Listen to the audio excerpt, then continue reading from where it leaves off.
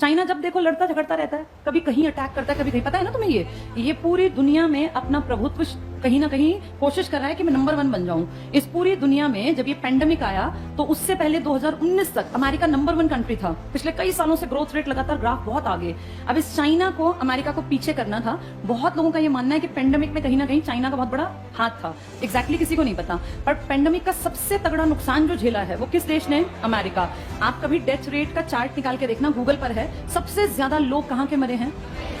हम जैसे ना वैसे ही दुखी होते रहे, चीन हमारा दुश्मन। चीन को कोई मतलब नहीं छोटे मोटे देशों से, वो बस ये कर सकता है कि कब्जा करने के लिए हमसे लड़े। बाकी चीन और हमारा मुकाबला नहीं है, ये कड़वी सच्चाई है। आपके देश की सरकारें बेवकूफ बनाने के लिए कहती हैं कि चीन हमारा ऐसा दुश्मन, चीन ये। चीन को इंडिया से कोई मतलब नहीं, वो जानता है कि आप उसके सामने टेक्नोलॉजिकली कहीं टिकेंगे ही नहीं। वो आपके ऊपर सिर्फ अटैक करके आपकी जमीन को हड़प सकता है, बाकी उसका और आपका कोई मुकाबला नहीं है किसी भी चीज में।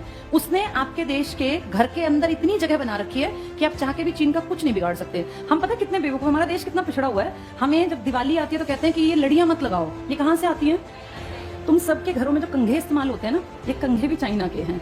तुम जो ये जितनी चीजें, कपड़े तो हैं ही, कपड़ों के अलावा भी मतलब जितने तुम्हारे घर के सामान है ना, इन सामानों का 80-90% हिस्सा चाइना से आता है। तुम कोई ब्रांडेड सामान की बात नहीं कर रही हूं मैं। कंघा कितनी छोटी चीज है ना, देश में जितने कंघे लगभग आ रहे हैं ना, ये सब चाइना से आ रहे हैं। कहां कहां से बाइकआउट करोगे? एक वो लड़ियां हटाने से तुम्हारा काम चल गया। तुम जितने ब्रांड की चीजें इस्तेमाल करते हो, बिना ब्रांड की लगभग चीजें चाइना से आती हैं। ब्रांडेड तो चलो अमेरिकी हैं, यूरोपियन हैं। कपड़े देखो, जूते देखो, कोई भी चीज उठा के देख लो, जो ये जॉकी है, मोंटे कार्लो है, इनमें से इंडियन कौन है? सब विदेशी हैं। आपके जितने जूते हैं वो तो चलो बड़े ब्रांड हैं, मैं छोटी बातें कर रही हूँ। जो आजकल ये बेडशीट्स आ रही है ना, पहले हम बड़े शान से कहते थे कि हमारे देश में पानीपत एक ऐसा शहर है जिसको बुनकर नगरी कहते हैं।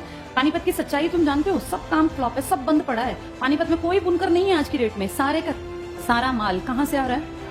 ये सारी बेडशीट्स जो है ना चाइना से आती हैं, जो पानीपत से आगे जाती हैं। और हमें लगता है कि भैया हम तो पानीपत से बेडशीट ले आए, सब चाइना का माल है। हर जगह चाइना है। किसी मॉल में जाते हो, आप देखते हो लिखा होता है स्टोर 99। इसमें ज्यादातर माल किसका बिक रहा होता है? चाइना का। आपके घर में जितना प्लास्टिक है ना, उस प्लास्टिक का सबसे बड़ा जो मार्केट है आपका देश, वो आया कहां से है? चाइना। तो इसलिए ये लड़ियों वाली एक्टिंग करना हमारा देश बंद करे और असलियत देखे। हम इतने गरीब पता है क्यों होते जा रहे हैं?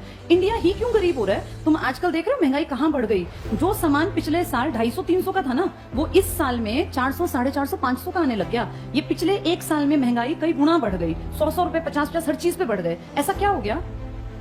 ऐसी क्या दिक्कत आ गई? तुम्हारे देश में ना सबसे बड़ी बदहाली का कारण क्या है? सरकार जानबूझ के काम नहीं करना चाहती। तुम्हारी जो मैन्युफैक्चरिंग यूनिट है ना, ये धीरे धीरे धीरे करके बंद होती जा रही हैं। किसी देश को अगर सच में आगे बढ़ाना है ना, तो वहां मैन्युफैक्चरिंग यूनिट या बहुत सारी फैक्ट्रीज ये लगानी चाहिए, क्योंकि इनसे लोगों को रोजगार मिलता है। देश को आगे बढ़ाना है तो सर्विस सेक्टर बढ़ाना पड़ेगा, मैन्युफैक्चरिंग बढ़ानी पड़ेगी। तुम्हारे जितने अपने मैन्युफैक्चरिंग के स्टोर थे ना, जहां फैक्ट्री जहां बनता था, ये कंघे भी नहीं बनते हमसे। हड़प्पा वालों के टाइम पे कंघे हमारे पास थे, खुद बनाते थे, नाव बनाते थे। तुम आज सड़कों पे जितनी गाड़ियां देखते हो, देख रहे हो धीरे धीरे मारुति का परसेंटेज घट रहा है। पता है तुम्हें ये बात? पहले मारुति अकेली देश का एक बड़ा परसेंटेज, और मारुति अकेली नहीं थी, मारुति के साथ क्या था?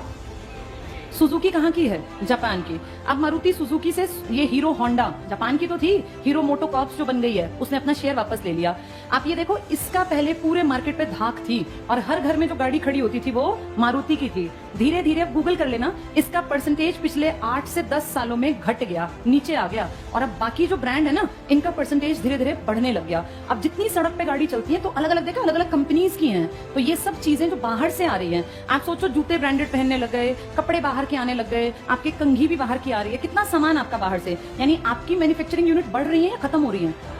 देश को आगे बढ़ाना है तो सबसे बेसिक है कि आपके पास कौन सी यूनिट लगी हुई हो? मैन्युफैक्चरिंग। और आपको ना चाइना ने इतने बड़े लेवल पे बेवकूफ बनाया हमारे देश को, हमें पता ही नहीं चला। आम आदमी इतना पढ़ा लिखा है नहीं। चाइना ने आपके देश में आज से एंट्री नहीं की। चाइना और आप इकट्ठे आगे बढ़ने लगे थे। इनफैक्ट NCERT की किताब में ये लिखा है, 1950 में हम और चाइना बराबर थे। वो हमसे बहुत आगे नहीं था। आप भी अच्छे देशों में थे, अच्छे इन द सेंस आपके अंदर कैलिबर था। 1950 से और आज हम 2022 में हैं। चाइना दुनिया का नंबर 1 देश है और भारत अपनी गरीबी से जूझ रहा है, भ्रष्टाचार से जूझ रहा है। भारत हर घटिया चीज में टॉप में रहता है, चाहे भ्रष्टाचार की लिस्ट बन ले या कोई इस तरह की लिस्ट, उसमें आप सबसे पीछे हो गए अच्छी लिस्ट में, और खराब लिस्ट में आप टॉप 5-7 में आ जाओगे। ये हमारे साथ से इतना आगे कैसे बढ़ा? इसने अपने यहाँ मैन्युफैक्चरिंग की ढेर यूनिट लगाई और इसने पता क्या किया? भारत जैसे देश को, जो ये जानता था कि मेरे बाद आबादी में सेकंड है, जैसे आबादी होना फायदा है या नुकसान है? कैसे फायदा है? नुकसान है। बचपन से पढ़ाया गया बढ़ती जनसंख्या क्या था, किस चीज का कारण बनी थी? बेरोजगारी का, प्रदूषण का, गलत पढ़ाया। बढ़ती जनसंख्या एक असेट है। असेट का मतलब समझते हो क्या होता है असेट? असेट को मान लो पूंजी। अपने आप को देखो, तुम सब अगर नौकरी लग जाओ, मान लो तुम घर में 2 भाई बहन हो, 3 हो, तुम्हारे पिताजी कमाते हैं महीने के 50,000, आधों के 20,000 कमाते होंगे, कोई हो सकता है 10,000 का भी काम चलता हो, कोई बड़ी बात नहीं है, इतना ही है हमारे इंडियन घरों में। अब जिसके ये 2-3 बच्चे अगर नौकरी लग जाएं और ये तीनों, कोई 50,000 की नौकरी लग जाए, कोई 45,000 की और कोई 35,000 की, मुझे बताना इस आदमी जिसकी 20,000 तनख्वाह थी, इसके दोनों तीनों बच्चे इस जगह आके खड़े हो गए, ये इसके लिए बोझ है या ये असेट बन गए? तो पूरा भारत क्यों नहीं असेट बन सकता? ये चाइना 1950 में हमारे बराबर था।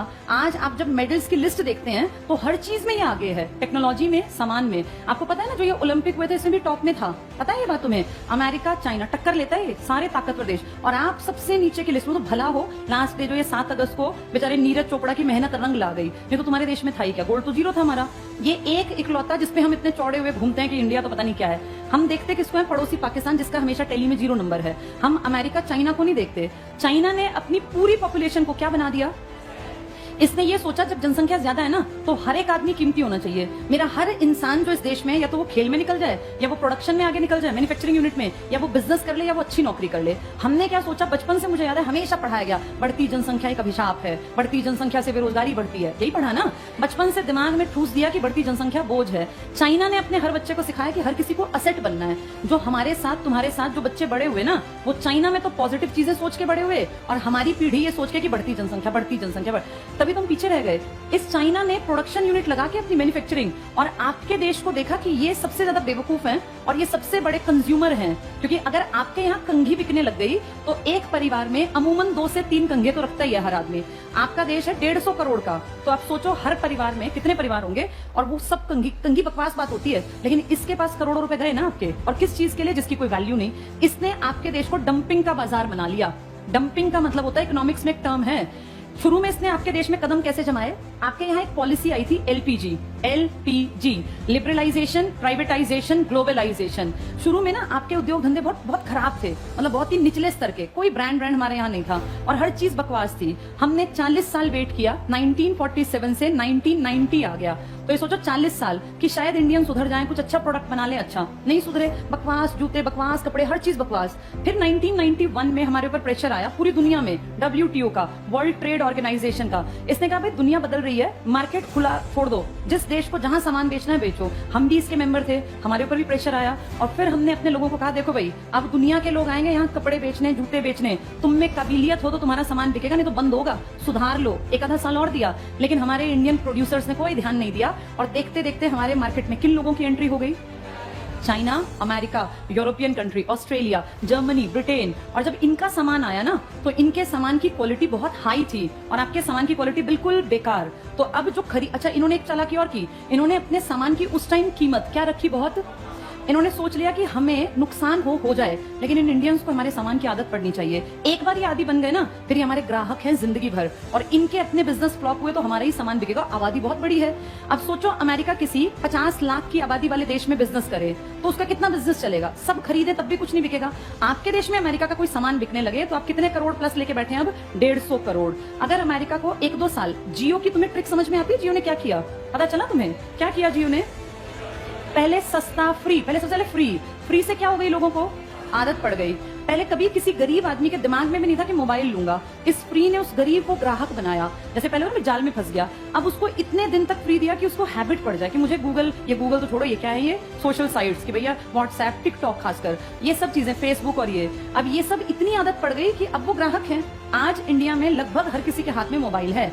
अगर इसके दाम शुरू से महंगे रखे जाते या फ्री ना होता तो क्या कोई गुब्बारे बेचने वाला, रेहड़ी लगाने वाला, सब्जी बेचने वाला मोबाइल लेता? कोई ना लेता। ये फ्री की आदत से ग्राहक बन गए। ऐसे ही चाइना ने आपको किया। चाइना ने डंपिंग किया आपके देश में। सस्ता सामान 99, 35, मुझे ध्यान है जब मैं छोटी थी, 35 रुपए में कुछ भी सामान ले जाओ घर का, तो लोग इतने पागल हुए, 35 रुपए में, और सच में 35 में सामान देता था। तुम सोचते ऐसा क्यों करता है ये? बड़े होकर जब इकोनॉमिक्स पढ़ी तो समझ में आया कि ये कुछ साल तक इसने अगर करोड़ों रुपए वेस्ट कर भी दिए तो क्या फर्क पड़ा? इसने क्या कर दिया अपने सामान को? यहाँ बनाता आपके यहाँ फेंक जाता कि चलो जितने बिके बिक जाए, फिर बनाता, उसकी यूनिट चलती रही, आपके यहाँ सामान की आपको आदत पड़ गई, धीरे धीरे आपके सामान जो बनते थे ये बंद होते चले गए और आप डिपेंड हो गए चाइनीज मार्केट पर। और आज ये हालत है कि ना आपका पानीपत का कपड़ा कहीं जाता और ना आपके देश में कंघे बनते, सब ब्रांडेड है। धीरे धीरे करके आपकी सारी मैन्युफैक्चरिंग खत्म। देश आगे बढ़ने के लिए कौन सा सेक्टर जरूरी है? मैन्युफैक्चरिंग। इसीलिए आपका देश रोज और गड्ढे में गिरता जा रहा है। अब कोई भी सरकार है, सब झूठे हैं, आम आदमी पार्टी है, मोदी जी हैं, या फिर अपने ये राहुल गांधी, ये सब बकवास कर रहे हैं, सब दिखावटी बातें करते हैं। रियलिटी इकोनॉमिक्स ये बताता है कि जब तक भारत में मैन्युफैक्चरिंग यूनिट्स बहुत ज्यादा नहीं बढ़ेंगी तब तक आपके देश की प्रगति नहीं हो सकती। और किसी को मतलब नहीं है मैन्युफैक्चरिंग से, सबको अपने पेट भरने से, अपनी जेब भरने से मतलब है। तो जिस दिन ये फैक्ट्रीज और ये सब दोबारा लगेंगी ना, तब देश आगे बढ़ेगा, वरना नहीं।